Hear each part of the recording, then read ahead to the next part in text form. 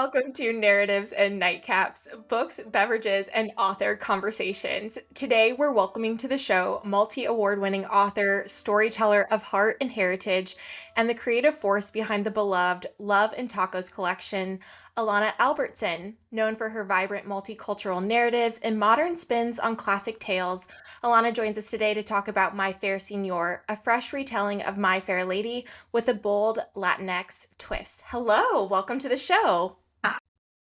Hi. So thank you so much for having me. Oh, thank you for making us one stop on your journey to talk about My Fair Senor. I'm really excited to get into it. But first things first, what nightcap pairing do you have for us today?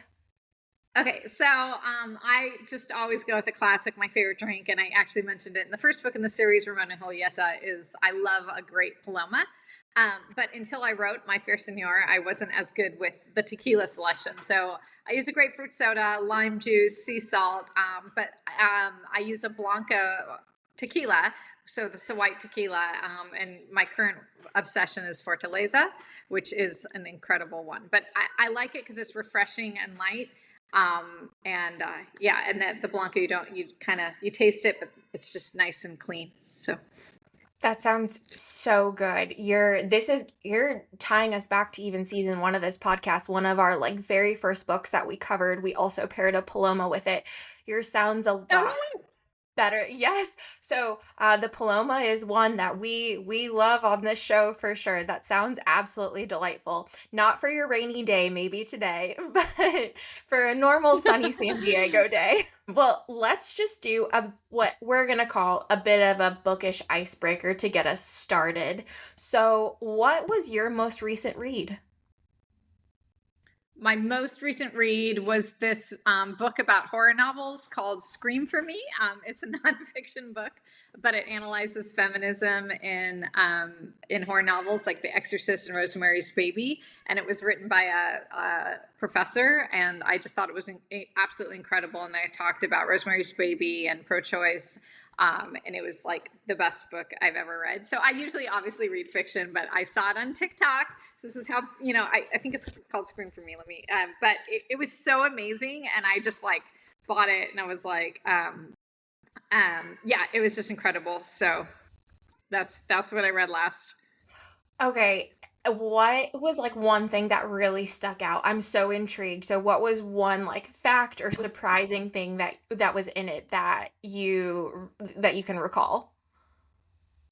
So I've always loved horror novels. I know I'm a romance author, but I've always loved horror novels. And, I love, literary criticism and, academia and stuff, but I never really looked at it as a feminine lens. Even though you would have movies like Scream that were trying to, mess with the genre, but I would always, I loved Exorcist, but I kind of never really thought about it. And they did a lot of the stuff about how the way the mom relates to her, and how that shows about the woman not being able to fight back to society, and then Rosemary's Baby being trapped with this unwanted devil child that she has to give birth to. And then tying in with everything now. I mean, it was literally just mind breaking. And I mean, the book was so amazing. Here, let me make sure I get the right title. I will find it. I have it, but yeah, it was so good, and it's not what I read. And one of the things I think that's really important as an author is I always read romance. That's my genre, and it's amazing. And then I read true crime, and I read women's fiction and whatever. And I don't read that much nonfiction. I know a lot of people do, and a lot of people read nonfiction that are amazing self-help or financial books or whatever. But I hadn't read this type of book probably in 15, 20 years. And again, I saw it on Book Talk. So any authors who think that people don't actually, I don't know how it came across my feed. I was like, that sounds interesting. And it was so kind of interesting. I felt like I was pulled back to being a college student and thinking of things critically, which I don't feel like I do that anymore when I read. And it was just a really good experience. And it was not something that I normally read. So anyway, it just really stuck with me. But yeah. Okay, I know immediately. I'm like, I very much want to read that. You're even total tangent, but just really ironic timing because I have been going back into very old episodes of this podcast called You're Wrong About. And literally earlier today, I was listening to an episode about it's from gosh, like 2019 or 2020, but an old episode where they were sort of analyzing even Ed Gein and like the influence of that on the horror movie genre in the, mainly the 80s, and really what transpired into like the classic slasher movies. And there's definitely a tie to like how women are portrayed in those movies, all of that. So just really interesting timing, because now I'm like, oh, I want to read that. And that connects so much to like this critical analysis that you were also talking about that they took for um sort of like the fascination with serial killers and horror movies, especially what they Absolutely. became in the 80s. Oh my gosh. Now, so yeah, so that's because I read and watch a lot of true crime, like most people do. And just you see the fascination in true crime. There's a new documentary on true crime about kind of some of the problematic aspects of being a true crime podcaster and kind of the exploitiveness. And I saw something about that with the Idaho murders. And again, I just kind of felt detached I consumed the content, and I, kind of wasn't really thinking about the content. And so I just thought, it was different than what I did, but that sounds fascinating too. And I just think in this time and political climate, there's all these issues coming on, and I think it's really, just like a really interesting take on it. So Yeah, what an interesting recommendation. I'm definitely gonna have to look into that once we wrap up here. We could talk about that for the rest of the show, but that's not why we're yes, here. we could do a new podcast on it. I want to make sure I give you the right title. I'm looking for it right now. But Okay. it was incredible. So So talking about love and taco stew, what is your personal comfort food and beverage combo? for I mean, I'm a coffee girl, obviously, but if we're talking, are we talking tequila or? There's no wrong answer. No, I mean for sure. If Yeah. you're like I'm a coffee and croissants kind of person, No, no, anything no. like Yeah. So my full thing, no, is definitely for sure.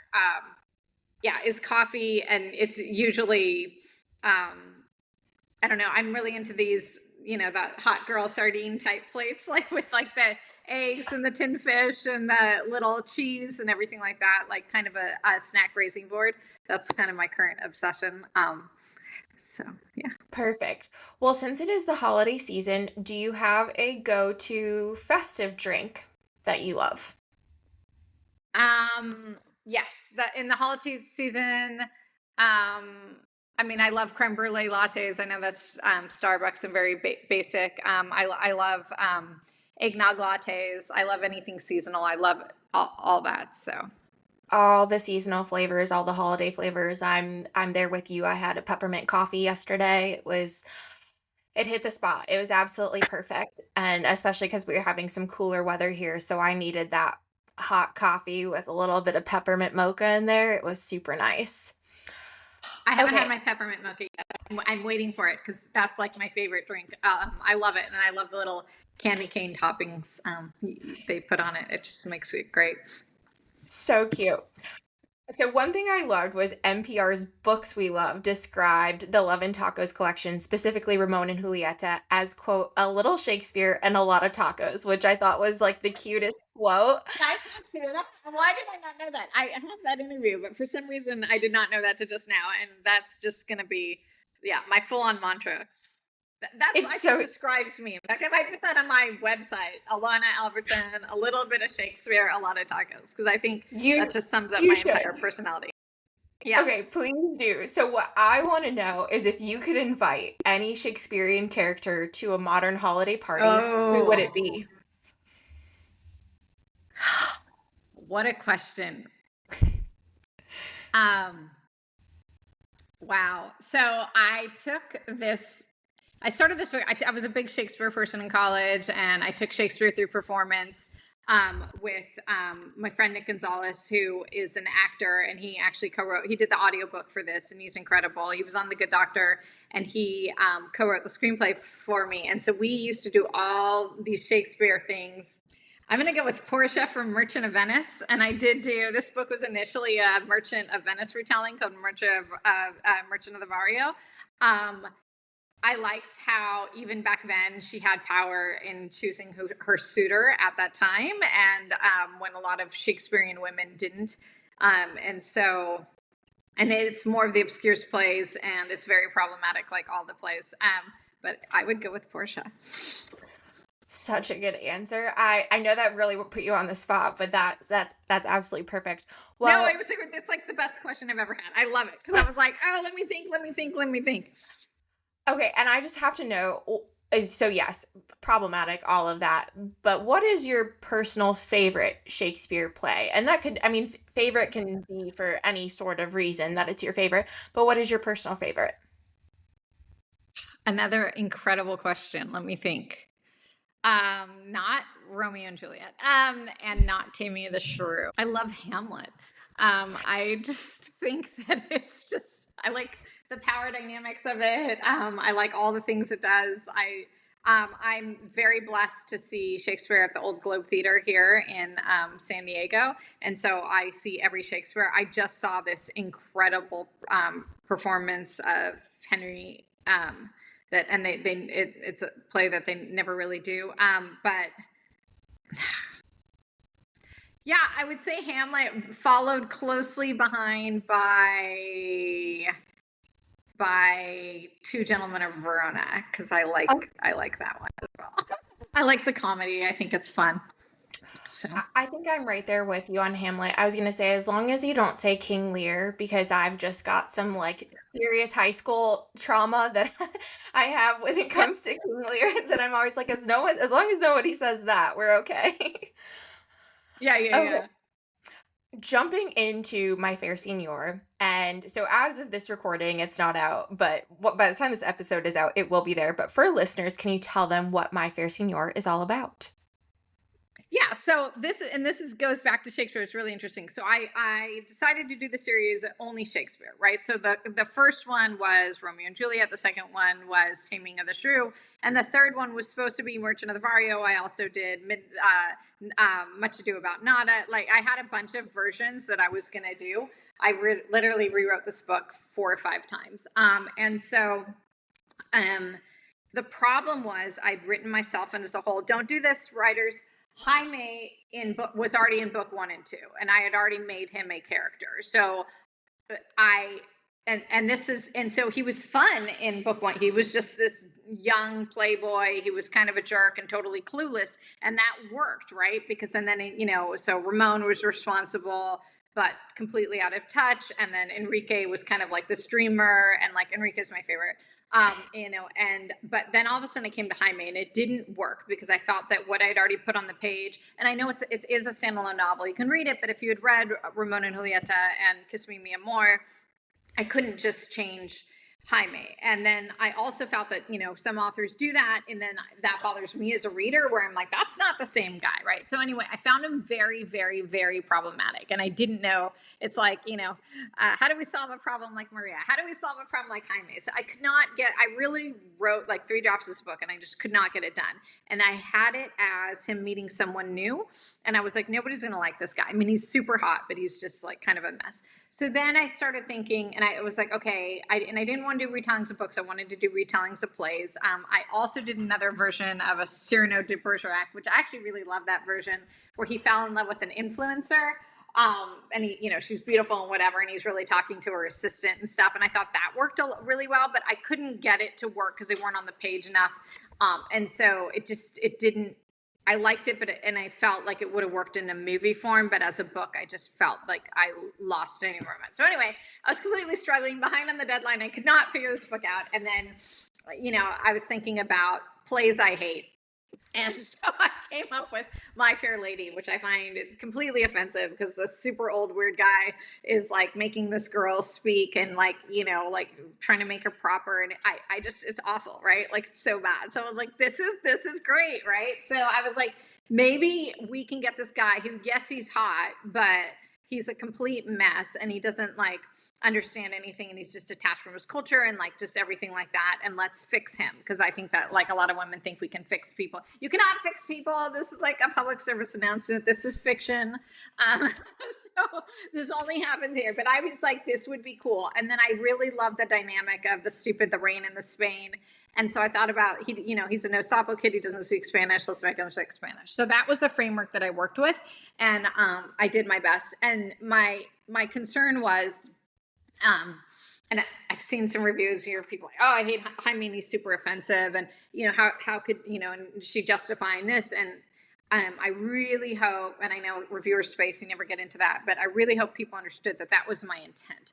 And so that I was not justifying stupid things he was saying, or that his thoughts are like, I can just have a tequila too and not do the work, is that I was making a commentary about his internal racism and his lack of kind of any self-awareness and his privilege, his pretty privilege, and just kind of how like he just did it. And the reason I did it as a second chance romance is I thought nobody would like this guy unless they kind of knew him when he was younger and less jerky.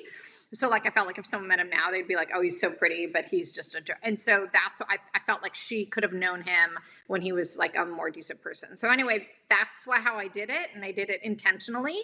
And I just hope that comes across, because I know he's problematic, and I like writing problematic characters. I know a lot of people don't, and I do get a lot of hate for it, because I like to see their growth, and I like to think that people can change, even though maybe I'm wrong. And so I like to think that through literature, meeting people and exposure, and actually listening to people, that you can possibly change your point of views. And I never want anyone to think that I'm saying that these problematic characters are okay. I just think it's interesting to write. So No, you just covered so much that I was like, okay, and that question and no. So you're making me think too, though, and this wasn't related to your book. I'm actually like I'm embarrassed that I can't remember what book it was, but like just recently, someone was commenting about, and like unlikable characters or something like that when it came to a book, and someone responded and they were like, but if they were likable, like where would the story be? What right, you where don't do you want go? exactly. And so it's kind of like he's problematic, he's certainly unlikable at the start of the story, but like if he was Yep. perfect from the get-go, where would you go from there? And that really goes across, I think, almost any story. You don't start out with just these perfect characters or who have this perfect life. There needs to be some sort of growth, there's some sort of problem, any sort of situation. Otherwise, you don't have the dialogue and the commentary and the jokes and the second chance that is encompassed in this story as well. So, no, I think that your context for that is really, really fascinating. And my hope too, and part of our hope with this podcast, is to like share that with people too, because I'm so fascinated. I know other people are so fascinated by the work and the thought process that goes into these stories, because there's so much more than just what ends up in your hands. There's a lot more behind the story as well. So I think it's super interesting for sure. Thank you so much. And then, yeah, so, and I always have a huge problem. So, um, when I hate when people say, female characters are problematic, because I feel that a lot of times we just say that like women who are strong or have an opinion or whatever are problematic, right? So I like to Right. make problematic men. At the same time, I'm the mother of two boys, right? So I like, I don't have a daughter, right? So I wish, but like, so, I don't want to be like, oh, men or whatever. But so I just thought that I would like to do that.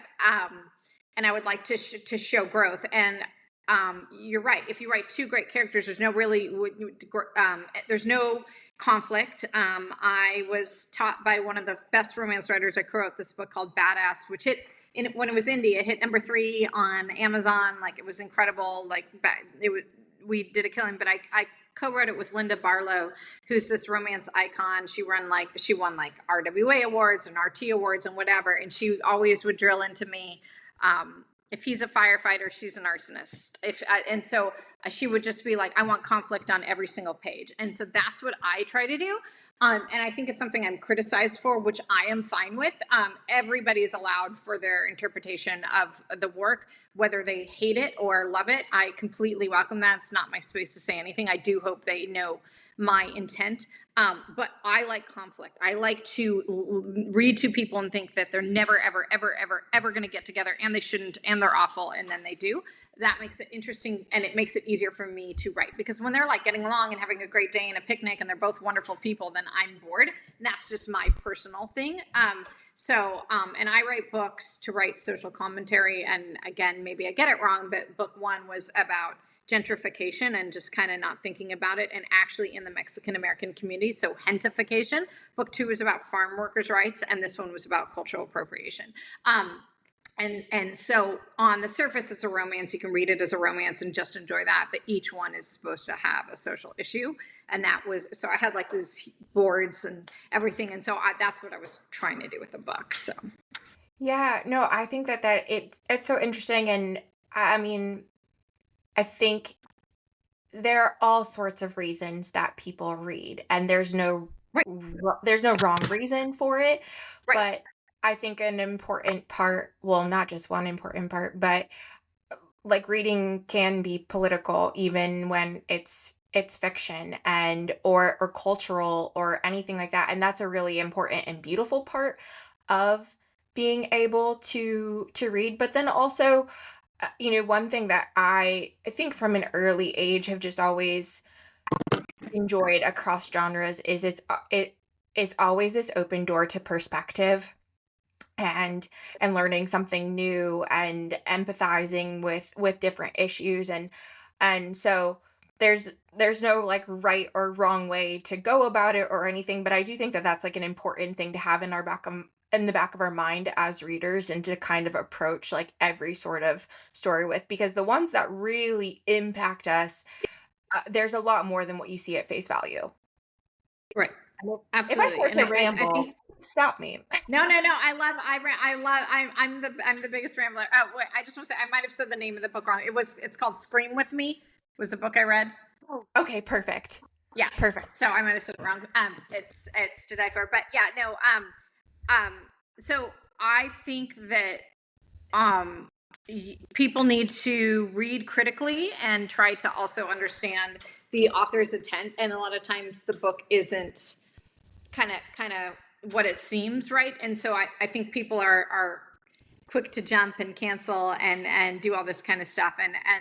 Um and I'm not even just talking about me. I think that you don't really know. And one of your first questions was so amazing, was, how to come up with this. And it's like, you never know the author's process. You never know where the author comes from, and you never know what they were doing. And another thing I like to say is, I am not my characters. You know what I mean? And my characters are, some of them are like me and some of them are absolutely nothing like me, and like I would never even speak to, right? And so I think it's really interesting. You'll see reviews not just of me, but I've had other friends who have been things like that. They'll be like, this author is this or whatever. I'm like, you were creating a piece of work that you were detached from, and you were writing about people that may be like you and may not be like you for whatever reason, and then you were trying to create discourse or whatever. Maybe you're not. Maybe you're just this horrible, awful person. But like, you don't know the process and where it comes from and what it stems from and what that author is trying to do. So yeah. So Yeah, there it's so, and maybe I'm just like going off in my mind now too, but it's interesting because we've had numerous like psychological thriller authors on this show too. And amazing. it's a totally different conversation because there's not a lot of backlash when it comes to that genre, when what you are doing is really getting into the dark side of motivation of humans, and Right. which I find that so fascinating. I'm not an author. I dabble in writing in my own brain and in my own time, because I similarly, like, I love exploring characters who are I almost find it challenging to explore characters that are totally not like me. Like, Yeah. It's so why fun to, yeah. yes. Why would they do that? How would they respond to a situation if they were put in this totally fictional scenario? And I think we need to remember that across genres, and because if we didn't do that, it just kind of goes back to like it'd be pretty boring. If Right. it'd be pretty boring if it was all just really straightforward and everyone was great. Right, and people love fish out of water. I know actors love to play villains. You like to do things that, being a writer, the joke is always it. Any genre is like, oh, is the FBI going to look at my Google history, right? Because you're just like looking up all these totally nutso things, right? And the thing is that you know, whatever type of life you live, like, I wake up, I take my kids to school, I have coffee, I write, like it's not that exciting, and so it's fascinating for me to delve into the psyche of someone who is absolutely nothing like me, does not share my beliefs, isn't raised the way I am, or just anything, and just see, kind of what they're doing. I also think it really helps to understand people who are different, because I think one of the things this country has lost is that I'm about to be 50 in April, and I, went to Stanford, and we would sit down and have conversations with people that I did not agree with at all. Like, I literally thought these people were psycho, like couldn't even fathom, but it was, we weren't vicious about it. And we would have these discussions, and I would completely disagree and think they were 1000% wrong. But I would listen, and I would try to, again, not change my mind, but understand where they were coming from and what their background were to lead them to whatever decisions they did, whatever we were talking about, political science, like English, like everything. And now there's just so much hatred in different communities, book, everything, right? And it's like I feel like we've lost this. Like, we hang out, your TikTok feed is people agree with you, right? Which is great, right? Because I don't want to deal with people who don't agree with me, right? So I'm like all happy, but I feel like we've kind of lost the ability to kind of, what do we have in common as humans, and where does someone come to do that? So it's something I like to do in my books, but I don't know if it's the best and most popular thing, but I'm not going to stop because it's something that I believe in. So yeah. Yeah, and I think that I mean, I think we all feel that today with and that goes Right. back even to other conversations we've had on this Yep. podcast. And I think what's like motivating a lot of people to write too are cross genres and really helping. But I feel like that is what has been so important with literature forever. Is that ability and to be able to then have those conversations with people and to just have that perspective going into life in general, that you're not going to agree with everybody, but you can have a good conversation with them too without Right. totally exploding or unloading or lashing out on them. um and even, it makes me think back to like a conversation I had earlier this year where someone was telling me how their younger child was like really big into reading, and I was like, "Oh, that's amazing. Like that's fantastic." And this person goes, "Yeah, and she's just becoming so like empathetic. She feels everything so deeply." And I was like, Oh wow. that's I mean, but is that a bad thing? That like, I don't think that that's a bad thing at all. I think that there's a lot to being to this ability to be able to feel for people that have a totally different life than you, or to at least try to have some understanding for how they got there, why they act the way that they do, anything along those lines. So, I mean, and it's not easy, and it's not easy being an artist in any form, being an author or anything, because you're so vulnerable to the culture today where people are very quick to have an opinion and very quick to state their opinion on that matter. But Right. all of that said, one of my takeaways from this book and this series in general is that it is also, it's a celebration of Latinx culture, identity, Yes. and craft too, which is very, Right. very cool. And as someone who doesn't know enough about all of those things, but I was really thinking too, like you're talking about your art form, tequila here is really presented about its art form and like the heritage behind all of it. What, on that note, there's so much to that, but what really drove you to weave tequila into the story as both a cultural symbol as well as a vehicle for the plot? Oh, thank you so much. Absolutely love that question. So, the first thing was I couldn't come up with a plot for the third. The first one was so easy. I was like, okay, and then the second one, I was like, okay, farm workers. My mom uh, was a farm worker, and so it was just very easy. And the third one, I could not do it, and I was parked and I saw the George Clooney and Randy Berber, and they were on motorcycles in an agave farm, and it was right in front of where I was waiting for my kids, and I was just sitting there, and it was like I couldn't escape from it. It was like blocking me in because they were doing it, and it made me violently angry. And I am half Mexican, right? So I always say, and I present as white, and I've totally benefited from privilege and everything. But I was just like, it wasn't that they had a tequila company, because they can do that. It was just that the picture with them in the motorcycles, it could have been like I don't know, just something about it really made me angry, right? Like, it was just like, we're in the tequila, and like, this is our life. I don't know. They're just like, kind of just annoyed me. And I thought, and then I thought of Jaime, because again, I was struggling on this plot. And I thought, like, they would hire someone like him, who's this gorgeous Mexican face, to promote it. And he would actually promote it in book 1 and 2.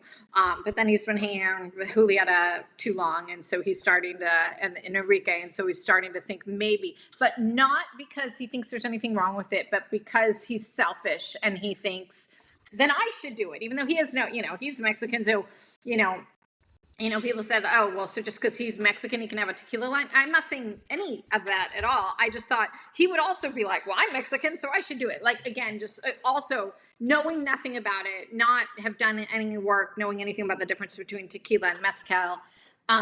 And so I thought, hey, this is it. So he's just on a selfish, I can make my own money, and I'm pretty, and I'm Mexican, I deserve a tequila line. And so I was like, we're going to do this. And then I got super into the world of tequila, which was the best part of writing this book. And I studied with I went to this tequila masterclass. I learned all this about mezcal. I tasted a lot of it. Like, this was the best part of everything, because I knew nothing about tequila. Like, I mean, I would have tequila in frozen drinks or in my Paloma, but I knew nothing. I was a tequila idiot. I was as stupid as Jaime was about tequila.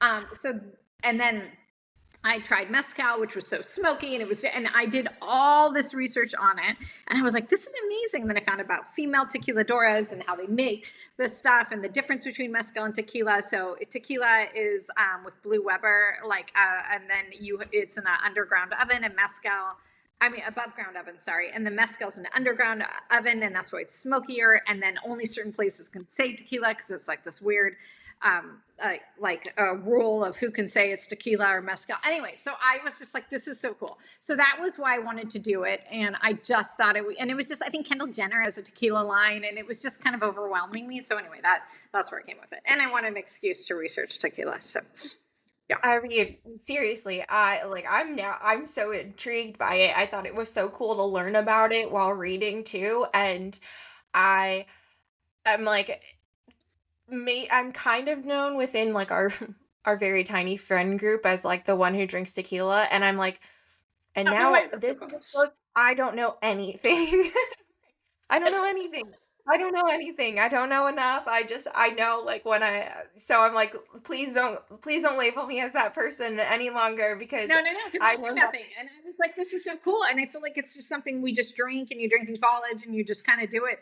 And I wasn't thinking about these women, and like how hard it was to pull the plants, and like everything. And like they have these huge like um, tools to cut. Like, there's just so much stuff, and we just drink it. And so it, I just thought it was absolutely fascinating. So I think it's such a really unique and an interesting component of this, because like, talk about the story behind the story. Like, there's literally a story behind every bottle of tequila that you go buy. And yep.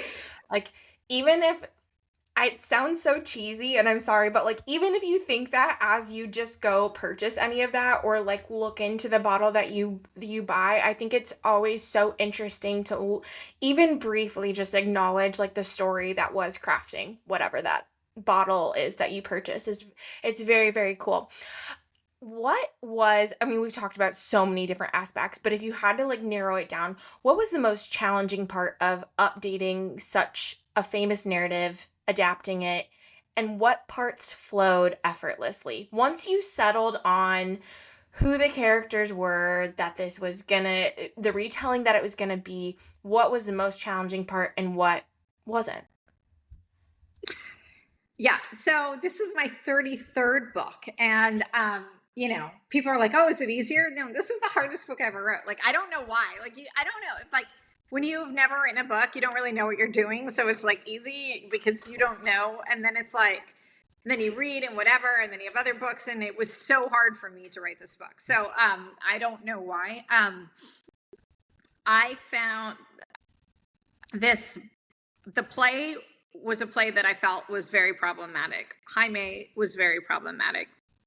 So melting it together and trying to work of like this full thing and kind of who I wanted to be. The only thing that was easy in this book was kind of the tequila stuff, and it's set in my hometown. So I would really wanted to write in Marin County. And so Marin County is very, very interesting culturally because it's a very, very rich, wealthy area, but there's pockets and the wealth income distribute like, yeah. So you've got the super rich area and a very poor area. And, it's very small and isolated. So it's just a very weird place to grow up. So writing in my town was the easiest, and everything else in this book was so hard. It was very, very challenging to figure out what aspects of what I wanted, and did I really want her to teach him? And I did not. I wanted him to do the work. So, in the original, he teaches her, which I find totally offensive. And I don't want a woman to teach a guy anything. I want her to kind of present, make him think, and then I want him to do all the work himself, because I just didn't want him to be teaching her anything. Like, they have a tequila tasting. That's kind of as far as it goes. It's not her responsibility to teach him about tequila, to teach him Spanish, to teach him to be a better human. I was kind of trying to divorce myself from the book at the same time and keep the context. So, and then I think the other thing challenging is everybody knows Romeo and Juliet. I think a lot of people know Taming the Shrew, and I just didn't know how many people knew My Fair Lady. And I've seen some of the like reviews not even mentioned at all, which again is fine. But I do hope that people understood I was like trying to actually work in a framework of something, and otherwise I wouldn't have had it the way that I did if it was just not a retelling. So Yeah. I mean, I hope they would have that with context of the entire collection, but maybe that's just me like being like, oh, well, yeah, it seems natural for there to be a retelling with all of that. Without any spoilers, so clearly like this was a labor of love. A labor of love, a labor of a lot of things.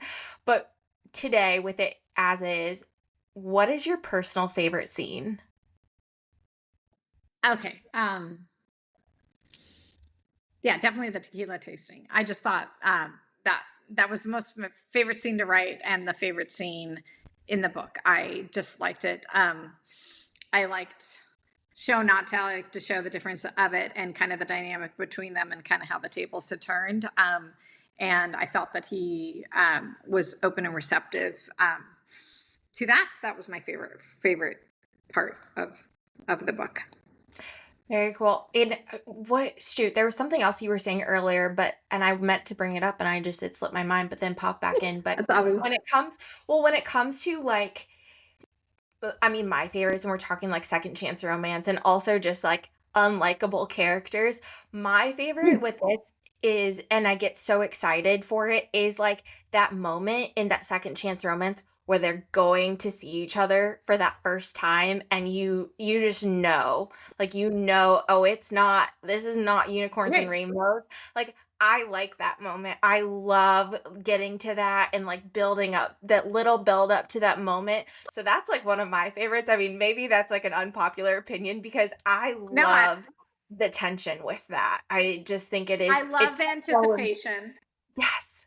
Yeah, I It, love the anticipation, and I loved. So he knew he was going to see her, obviously, and he didn't tell her or warn her, and he knew about her and whatever. But she was like, it was kind of his ghost. She thought she saw him, and then she didn't, and she just like was like, I'm crazy. And you kind of think, oh, was that him? There's no way it's him. And then is he really there? And then he's standing there, and you have that moment. No matter how much you hate this human or love them or whatever it is, and you're the same person, but you're different. And so when you meet someone, and when you're writing a romance and you don't know them, you might have a sexual attraction.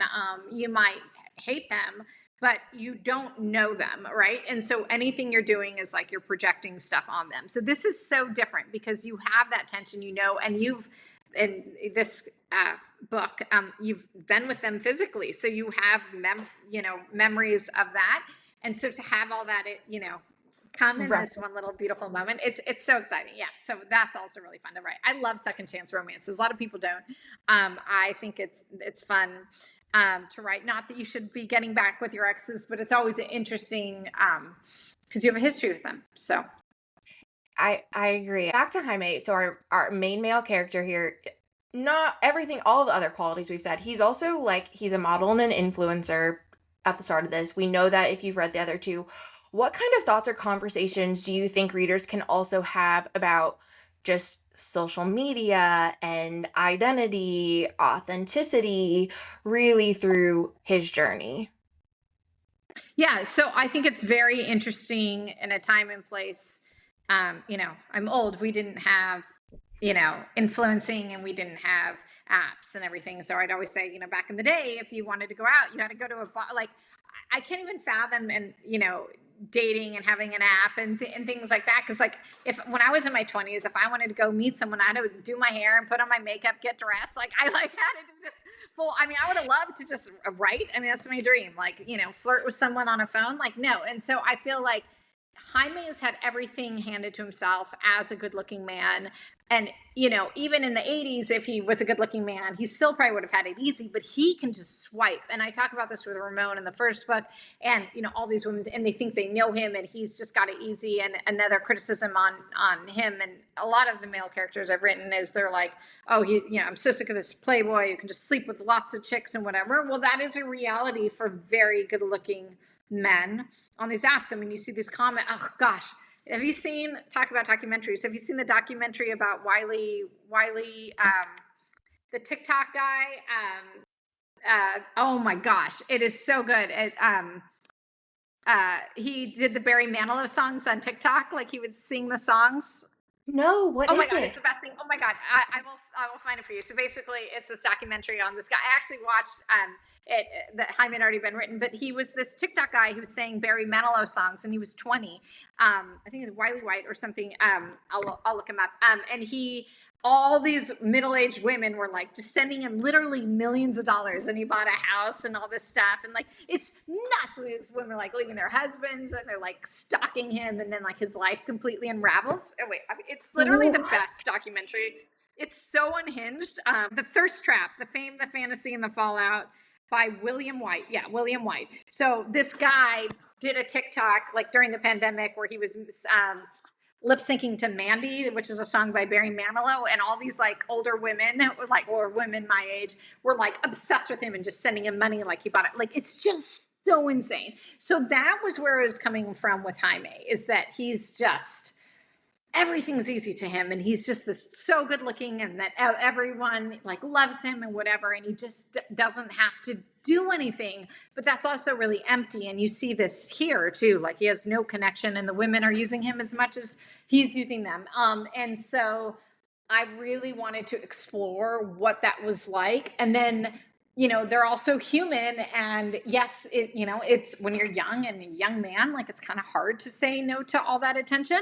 And so what it was like, and that's why I liked having a second chance romance, is he knew her before the fame, and he knew she liked him prior. And so it wasn't just that he was good looking and just that he'd had all this fame, and she didn't care about it at all. So I really wanted to explore about kind of gross influencer culture. But oh my gosh, watch it. So good. Thirst Trap. Oh, I mean, I just love a good documentary. So you're putting so Yeah, much no, on it's my so like good. on my Yeah. TBR and my to be watch TBW. Is that a thing? I don't know. But I definitely will. That's insane. That's like that is just Nuts. So you'll absolutely watch it. insane. We should have a follow up after you watch it, because I'm dying to hear everything. Like, no one's watched it. I like tell everyone, has you watched it? They're like, no. I'm like, why? It's so good. Like, it's just crazy story. Okay, I It's will nuts. follow up with you. I'm gonna message you and be like, okay, I watched it. Let me know when you need a debrief. Yep. Um, you have had, well, you just mentioned like over 30 books. You've had this incredible career as an author, writing for over 10 years. You've Thank you. been traditionally published, you've indie published, you've seen like all sorts of all sides. What shifts have you seen in publishing or experienced yourself in this past decade? Oh gosh, this is the best question ever. Yeah, so I was indie, and back with, and I made a killing on it, and I made so much money, and supported myself, and had a great success. Again, I had a book that was number 3 in the Amazon store at top 100 books. Um, and I wanted to get a movie deal or a TV deal. And I wrote this book, Seven Deadly Seals, which I wrote it as a serial, and it was the number 2 on Radish, which was a fiction app that was huge. They just closed down, or they're about to close down. And again, I was making a killing on it, and I won this incredible, or I got accepted to this incredible master class with the showrunner of Homeland, Meredith Stein. And Homeland's probably one of my favorite shows ever. And Love that.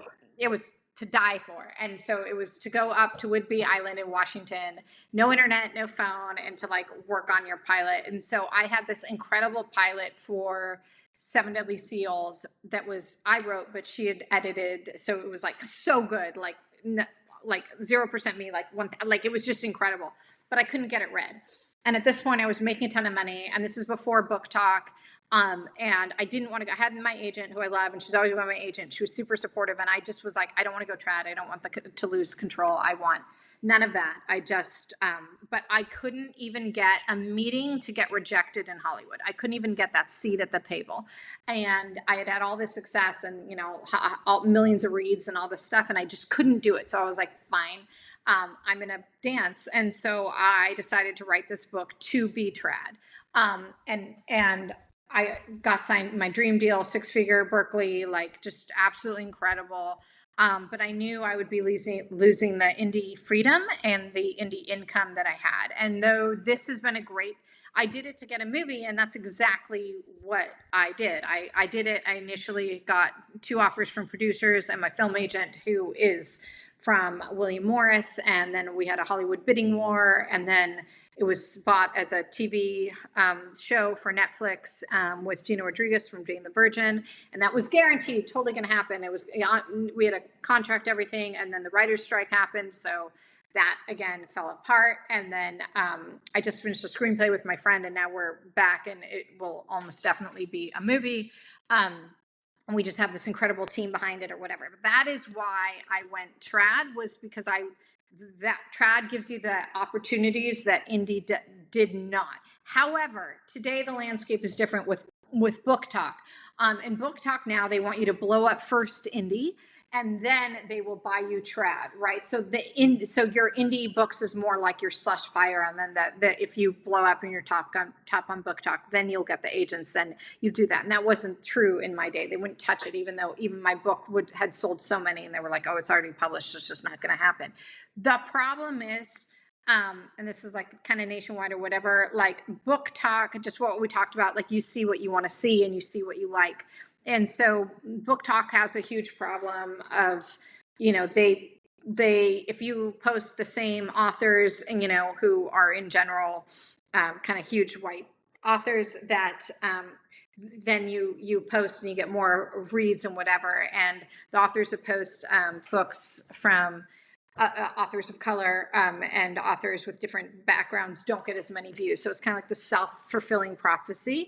And so I used to see a ton of publishing deals. And again, I'm not at all talking about me, but I'm saying a ton of publishing deals from different diverse authors. And I'm not seeing that now. So I think Book Talk has hurt publishing. I think it is undiversing publishing. And I'm not saying that authors aren't getting any deals, but I'm seeing less of that. And then publishing slow. So I wrote this book like 3 years ago. It was supposed to come out in 2023, and then it was delayed and all this stuff. And so, that's hurt my income. And then I'm not allowed to publish because you have like locked out windows of when you can and you can't, non-compete clauses. So anyway, the landscape's completely changed. I do not think for the better. I am worried about where publishing and romance publishing is going. And yeah, so. So what advice would you have then today for either aspiring writers or even emerging authors? And maybe, I mean, I know that this is like a loaded question and could go in so many different directions, but maybe especially ones that want to explore a cultural heritage in their work. The hardest question ever. Okay, so number one, they're two totally separate questions. So, aspiring authors, uh, read in your genre and read the top sellers. Do not copy them. Do not copy them. Do not copy them. Just read them so you know what people like, what you're feeling. I do a notebook when I read. So reading as a writer is different than reading as a reader. If I read as a reader, I have my coffee and the fire and a dog, and I'm enjoying it for a reading. If I'm reading as a writer, I'm like, what did she do? What's her point of view? Why is it? So it's like, it's not an enjoyable experience. I'm kind of like dissecting why this book is selling, everything like that. And then, I mean, you can try to go trad, but if you go trad and you get an agent and you want to submit it, great. And if not, go indie. And you have to see what's selling, because if your genre, the number one thing I'll talk, oh, I write my book, it's kind of like this, but it's super different. If there's not a way to market it, either indie or trad, you will not market. Yes, you're going to find some niche people who love your book. You'll always find your readers, but it's not going to break out in the way you want, because people want certain type of books. So they're books like I want to write that nobody cares about, that no one's going to read, that I hope someday I can release, and they're very niche and I can accept that. But if I want a bestseller, I'm going to write something that I know is going to sell. Now, diverse books, it's just a complete uphill battle. There are some trad deals to get out, but there's, a lot of racism in readers, and lack of promotion, or you'll see things like, I mean, just look at the Goodreads awards. Do not get me started. It's early. And then I need my Paloma, but like, it's just, a bloodbath. Like there's, where are all the incredible Black authors? Where are the like, it's really sick to me. So I wish I had an answer for that, but I would say, you might be able to get a trad deal and you could go indie. It's tough. There are great spaces and book talkers and podcasters and amazing people who will promote your work, but it's harder. And again, to be clear, I don't face I present as white. I'm half white. I have all this privilege. I am just talking about the fact that, writing diverse characters, my books with non-diverse characters did better. So, no, thank you for even just like tackling such a difficult topic. Because it's not gonna lie, like as someone who is very white, clearly, like, it's definitely something that I appreciate you just like bringing a voice to, bringing an honest take on it. And I mean, I hope that our show, although I know we don't get everything perfectly, like I hope that we're a space for every type of author, absolutely. from every background, to be able to have a platform that can hopefully lift them up in some way, lift up their voice, lift up their story. So thank you for even just like trying to tackle, which is an immense issue that extends way beyond books and publishing, and it is something that we still have to like face head on just in society, for sure. Yeah, and your space definitely helps, and it's amazing. So what you'll see though, they'll say things like, "Oh, I love monsters, but I don't want to read about a guy of a certain race." Like, and you're just like, "What are you talking about?" Like, I can't relate to them. Like, but you can relate to a gargoyle. Like, what are you actually talking about? Like, it's so offensive, on so many different levels. And one of my best friends, who I will not name, who's a very, top Black author. And, she had told me, she won't write Black characters, because she's like, I need to eat and I need to make, and she's incredible. And so it's like, she feels that she has to write white characters to sell. And it's the saddest thing to me. And she's That's huge. heartbreaking. And it's absolutely, and then I'm a little, oh, well, you just write Black characters or whatever, like write a book. And she says, I've done that and they don't sell. And I used to be president of Romance Writers of America, chick lit, contemporary romance, and YA chapters. I've written a ton of articles about this for Publishers Weekly, and I think other things about it. And it's heartbreaking. And I think there was a time, I felt like there was a time it was getting better. Definitely when I signed this deal. And then there's now. So I mean, I think a book talk is a big. I think book talk is yeah. So if you write, if you, let's say the best selling author is a white author with white characters and you promote it and it's the number one book, and then you get all those in your feeds, and not blaming the book talkers, and they talk about it and then they get their views. But when they talk about a book that isn't as popular, or a book with diverse characters and it's not getting that, then you get less. So then it's like chicken egg, right? Like, so, and you there, so it's just tough. It's very tough. So Oh, it definitely is. Like I said, I appreciate just your honesty with all of thank you. that. In a lighter note, hopefully, like, there is some excitement. No, Yeah. just some excitement for you, because this is you. I'm so inspired by your career and Oh, thank all you. that you've accomplished and all that you've done. It's so fascinating, and just really, really, like, I'm honored to even just like hear about Oh, your thank you so much. experiences and everything. But hopefully you feel some accomplishment too with this third book in this collection coming out, and like readers that have beloved and enjoyed the first two are going to continue on with that. Do you have any plans to celebrate as well? Um, I mean, absolutely. I mean, I'm so excited to complete a series. One of the things I did horribly, if you ask, things not to do as an author, when I was an indie author, I wouldn't finish my series. Bad author, bad author. I would go, oh, look, a squirrel, and I'd write two, and then I'd write another book. And then I still get emails. When is that book going to come out? Sorry. So I'm so proud of myself for finishing this. I'm very hopeful to the future. I really do believe Ramon will be a movie, and hopefully that'll get more attention on the series.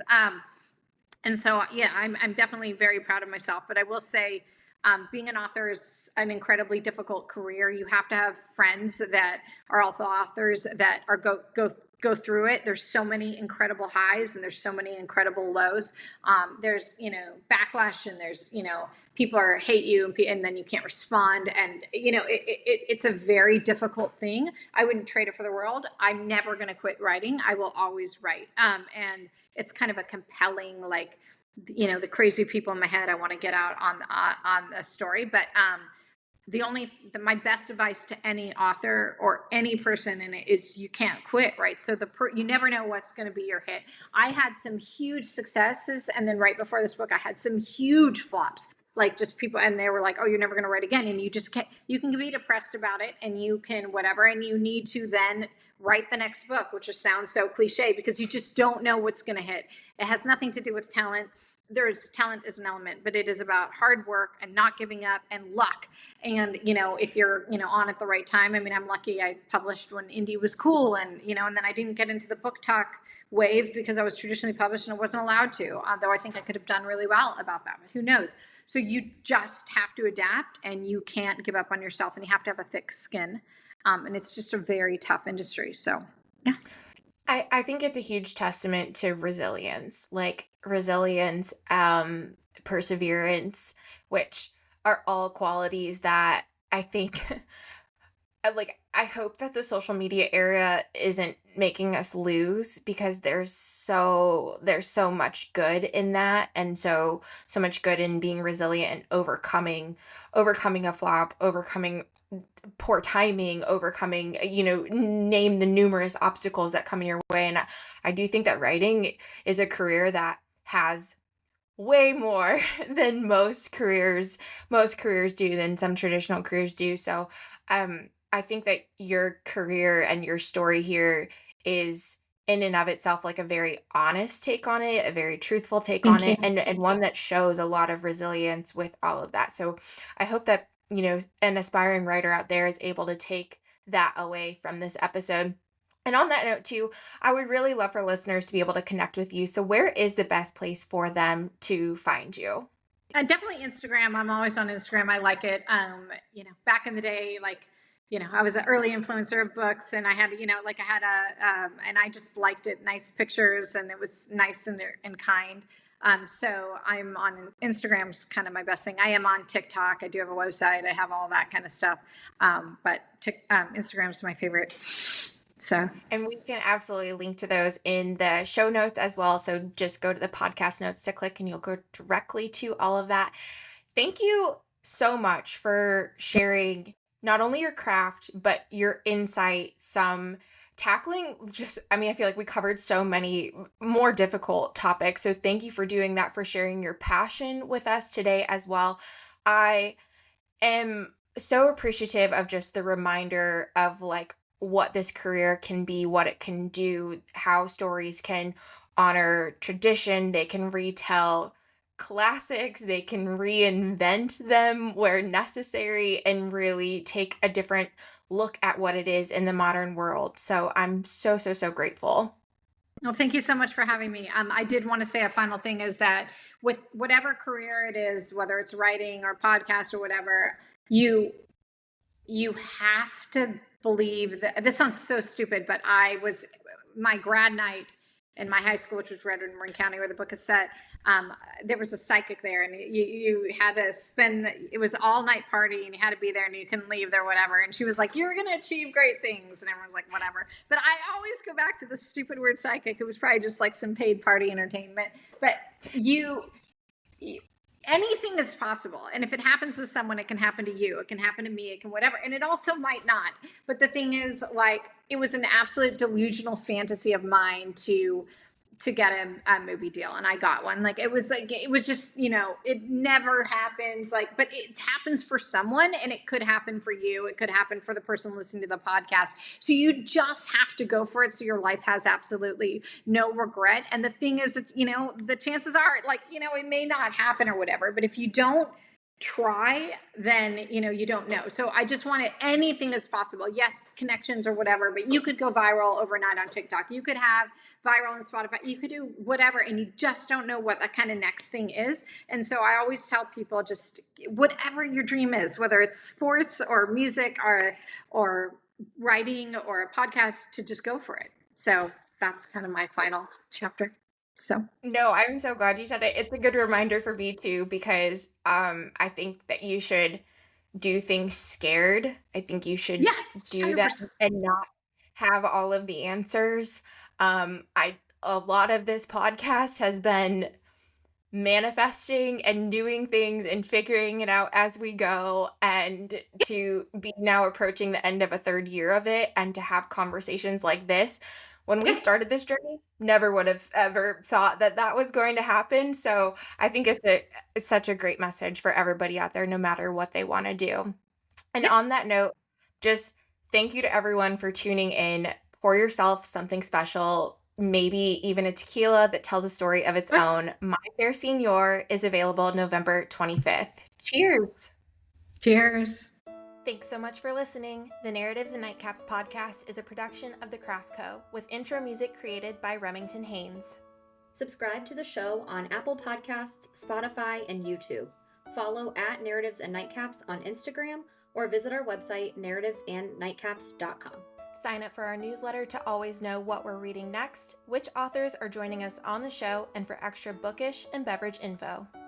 Connect with our additional co-hosts, Jordan and Emily, as well.